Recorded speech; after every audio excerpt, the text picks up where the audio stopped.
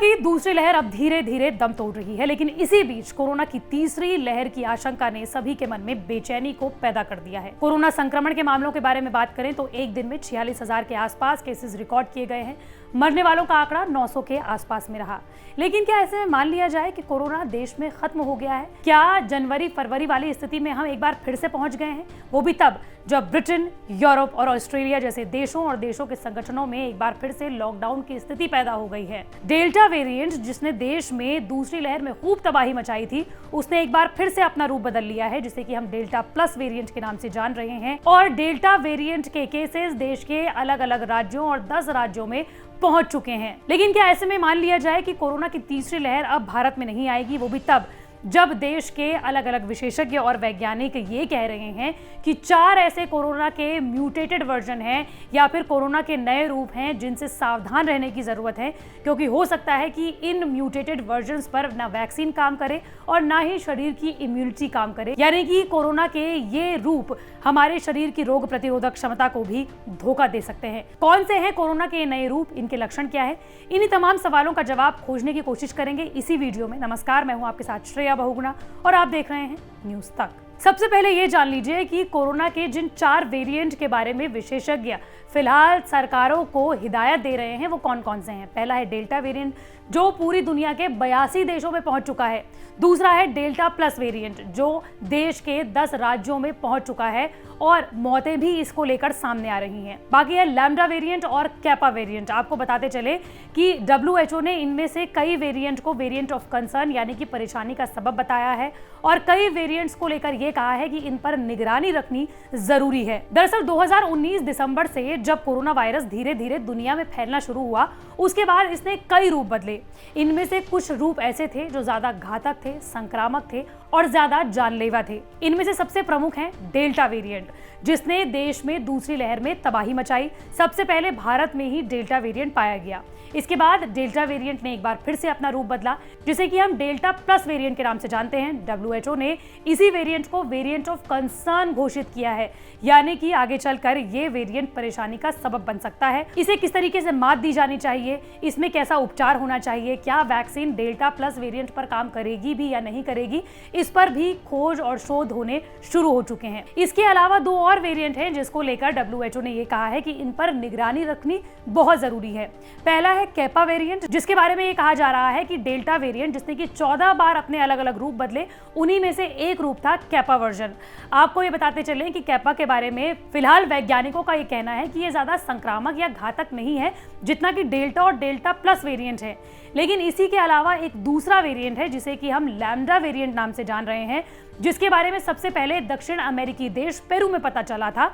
इसके बारे में ये कहा जा रहा है कि ये डेल्टा और डेल्टा प्लस वेरिएंट से भी ज्यादा खतरनाक साबित हो सकता है, संक्रामक साबित हो सकता है और इसके अलावा ये जानलेवा भी साबित हो सकता है, क्योंकि फिलहाल जो शुरुआती शोध सामने आए हैं उसमें लैम्डा वेरिएंट के बारे में ये कहा गया है कि हो सकता है कि ये दुनिया की तमाम वैक्सीन इस पर काम ना करे और हो सकता है कि जिन लोगों को भी कोरोना वायरस एक बार हो चुका है, जिनके शरीर में रोग प्रतिरोधक क्षमता कोरोना के खिलाफ बन चुकी है, ये उन लोगों को भी संक्रमित कर सकता है। यही वजह है कि WHO ने इस वेरिएंट के बारे में कहा है कि इस पर ज्यादा से ज्यादा खोज होनी और शोध होना जरूरी है। हालांकि राहत की बात यह है कि लैम्डा वेरिएंट का एक भी मामला भारत में सामने नहीं आया है, लेकिन विशेषज्ञों ने डर ये जताया है कि जिस तरीके से अब धीरे धीरे लॉकडाउन भारत में खुल रहा है और अंतर्राष्ट्रीय यात्राएं अब लोगों के लिए खोल दी गई हैं, तो ऐसे में ऐसा ना हो कि लैम्डा वेरिएंट भारत में आ जाए और ऐसे में डेल्टा प्लस वेरिएंट और लैम्डा वेरिएंट मिलकर एक ज्यादा घातक रूप कोरोना का बना दे। विशेषज्ञों का कहना है कि अंतर्राष्ट्रीय हवाई यात्रा की शुरुआत भारत में लैम्डा सहित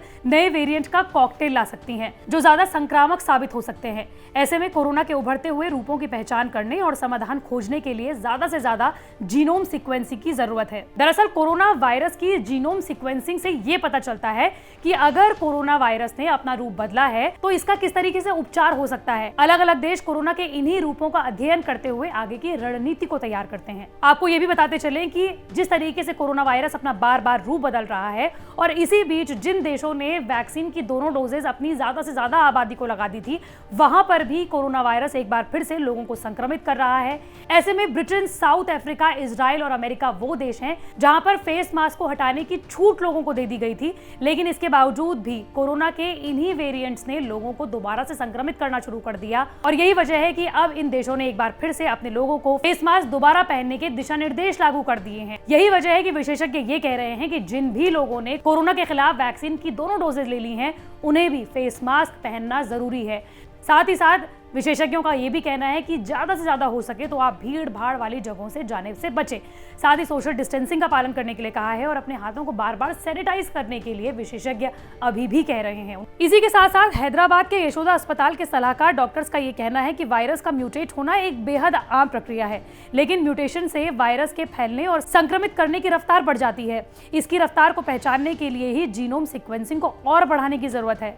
इसके अलावा इंग्लैंड की स्वास्थ्य एजेंसी पब्लिक हेल्थ इंग्लैंड यानी कि PHE ने लैम्डा कोरोना वायरस के इस वेरिएंट पर निगरानी रखने की बात कही है, क्योंकि इसके मामले कई देशों से सामने आ रहे हैं। आपको बताते चलें कि फिलहाल भारत में लैम्डा का कोई भी मामला नहीं है, लेकिन एक्सपर्ट्स कह रहे हैं कि अंतर्राष्ट्रीय हवाई यातायात की बहाली लैम्डा जैसे नए वेरिएंट को भारत में ला सकती है। इसके अलावा global science initiative and primary source यानी कि GISAID डेटा से पता चलता है कि लैम्डा के कई मामले दुनिया में सामने आए हैं। आपको ये बताते चलें कि PHE के मुताबिक ब्रिटेन में लैम्डा वेरिएंट के 6 मामले सामने आए हैं। इसी के अलावा लैम्डा वेरिएंट के बारे में ये भी कहा जा रहा है कि जिस तरीके से डेल्टा वेरिएंट और डेल्टा प्लस वेरिएंट शरीर की रोग प्रतिरोधक क्षमता को धोखा दे सकते हैं, उसी तरीके से हो सकता है कि लैम्डा वेरिएंट पर भी वैक्सीन और शरीर की रोग प्रतिरोधक क्षमता यानी कि एंटीबॉडीज काम ना करें।